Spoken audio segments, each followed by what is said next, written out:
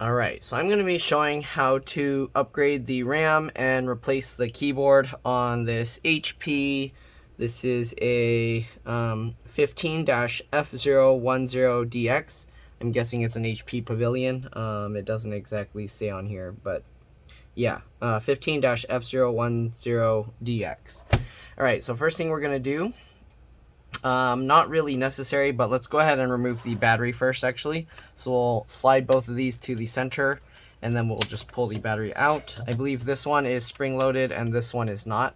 So you want to make sure when you put the battery back to lock this one back over. Okay, if this video helps you out, make sure to like, subscribe, share my channel with others so that they can learn how to upgrade and repair their devices as well. If it helps you save a bunch of money, please consider contributing a little to the channel. Every little bit helps and allows me to continue making these videos for a living. Alright. Anyways, we're going to open up, I'm going to open up the RAM. I should have probably opened it earlier off camera, but I have the RAM and the keyboard here. So I tried one thing before and then it wasn't booting right, so let's go ahead and actually test this RAM first. So we're going to use a PH1 or JIS1 screwdriver to remove the, or not really remove the screws, but undo the screws here. You'll hear them click and that's how you know that it's all the way out. It pops up. You can go ahead and kind of pull this out here, okay? If it's not coming out, you might have to unscrew it while you're kind of pulling on it. Sometimes the threads will get caught back in. Alright, and I actually put an extra stick of RAM in here to make it 8 gigs total, but it originally came with just 4, one stick down here. We're pulling these two tabs to the side, and we're going to pull this RAM out, alright? We're going to see if we can get 16 gigs of RAM in here. It did work with 8 gigs. And that's with mismatched sticks.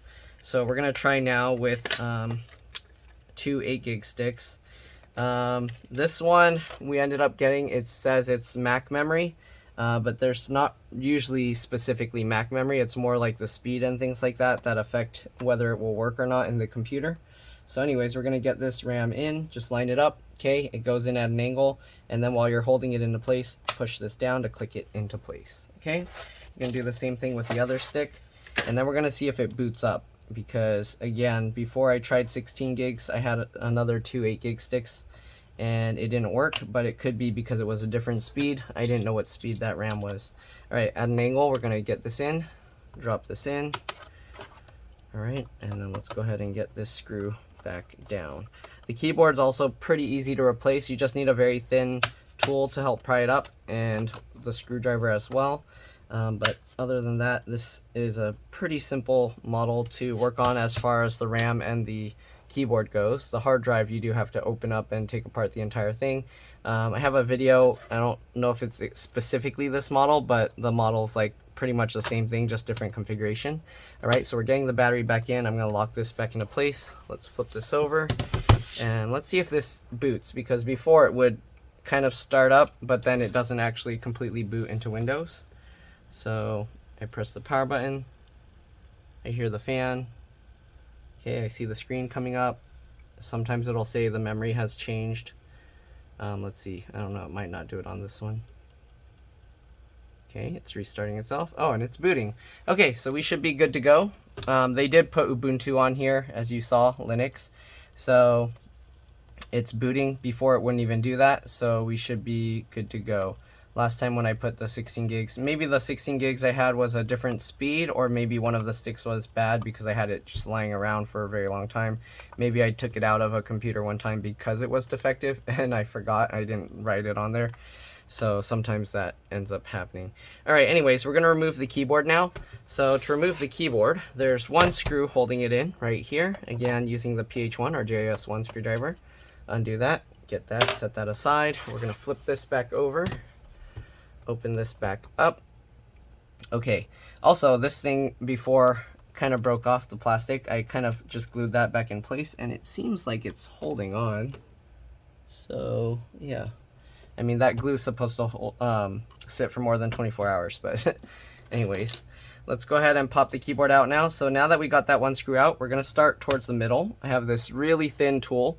Alright, it's not a knife. As you can see, it's very flexible. You don't want to use a knife because knives aren't usually designed to be flexible like this, and they're usually not as thin. But if that's all you have, you can try it. Anyways, we're going to use this, and we're going to kind of pop this up a little. As you can see, like if you try and lift it, like there's little clips here, but you have to find where it is. So usually if you slide the tool over, you'll feel like a bump there. That's how you know where the clip is. Then you go at that point and you pry it. Like usually I'll just wiggle it like this, and that gets behind the clip and helps pop it up. Right, once you do that, we're gonna hold this up. I'm holding this up with my fingernail. You can use like cards or something, whatever that works for you. Then we're gonna go over here, find another clip, and same thing, wiggle it and pop it out. There we go. Okay, once you get 2 of them up, you can easily kind of get your fingers in there. Then we're gonna go again, same thing, find more clips, wiggle it and pop it up. Same thing over here, find more clips, wiggle it and pop it up. This one's, there we go, and then that last one. Once you get the whole top row out, the side ones you can do just by kind of flexing the board like this. Okay, so I'm pushing this down with my thumb and with the side of here, and then it's gonna go like that, and then this side, same thing, kind of pull this inwards. Okay, and now we can kind of lift this whole thing up. Then we're gonna flip this latch. Once you flip that latch, you can go ahead and pull this cable out. You might have to wiggle it a little, and there we go. It's pretty dusty under here, so I'm actually going to clean this out. Okay, you can see here it says HP 15. But anyways, it's pretty dusty inside here. We're not going to really be taking the entire hard drive or anything out, but if you did, you'd have to also remove all these bottom screws and all these screws on, or all the screws underneath the keyboard, as well as the screws underneath the on the bottom of the laptop. All right, and then I think this is the power button cable, and this is the trackpad cable. Anyways, I'm going to clean this out. I'm going to use a toothbrush, loosen the dust, and then use a powerful electric air blower to blow all that out, and I'll be back. All right, I'll see you guys in a bit. All right, so I'm back. I couldn't get out all the whatever brown marks here. I tried to get them out the best I could, but yeah, they don't all come out. So let's go ahead and open up the keyboard. And yes, the battery is still connected. It's very, very low risk changing the changing the keyboard with the battery connected. But if you want, you can leave it disconnected. Also, changing the RAM is very low risk with the battery connected. But I kind of just did it just to kind of show how to change the battery and things like that. Okay. Anyways, let's go ahead and cut this open. All right. There are certain things where you really want to make sure the battery's disconnected, and you drain the power by holding the power button for 15 seconds before messing with. And the main one is the LCD LVDS connector. All right. Most other stuff aren't really too big of an issue, but if you are clumsy and drop your stuff on the motherboard, things like that, then maybe you'll want to disconnect it to be safe. Okay, keyboard comes like this. All right, very simple, straightforward. Make sure this latches up. Let me actually zoom in to show you guys. Oh, and I should probably show you, I'll show you the keyboard model number because it's not on the back of this one. And it is on the back of the other one. Okay. Anyway, so what we're going to do, the keyboards are actually super cheap for this. They're not really expensive. I think less than 20 bucks or something. Anyways, get this lined up. I don't remember. I didn't check recently. Okay, line this up and then kind of get this into place. It can be a little tricky. So what I do is, if you notice, I kind of like pushed it to make it kind of bulge up a little, and then I push on that little part that's bulging up and it pushes it into place. All right, so there we go. Then we're going to slide our finger over and latch this back down. Okay, let's zoom back out, and then we just got to get this piece back in.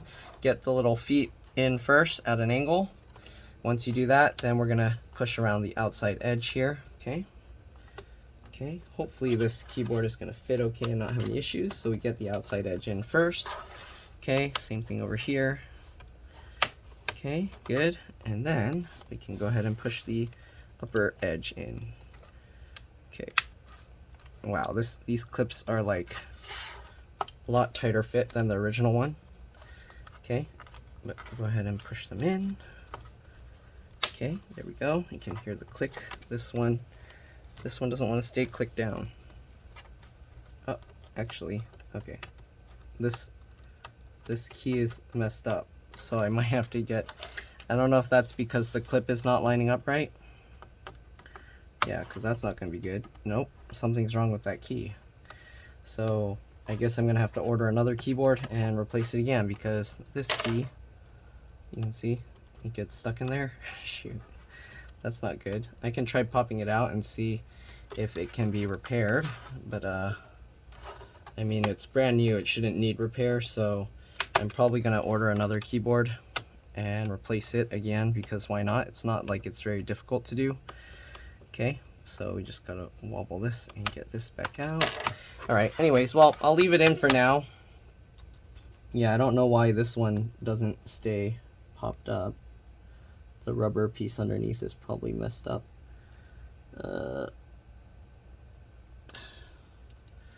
Yeah, I don't know. This one, and the latch goes back like that.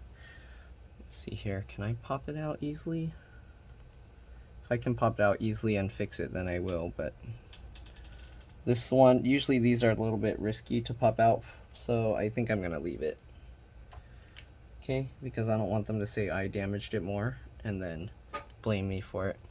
So yeah, I don't know what's going on with that. Look at that, why is it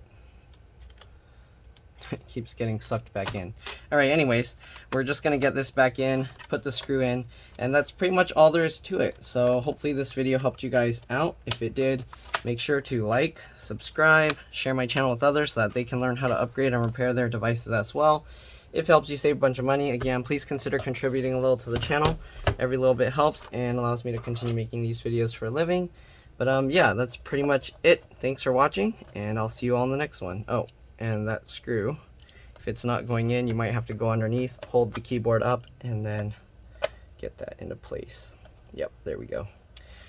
All right, so that's it. Thanks for watching. See you all in the next one. Let's drop this. Bye.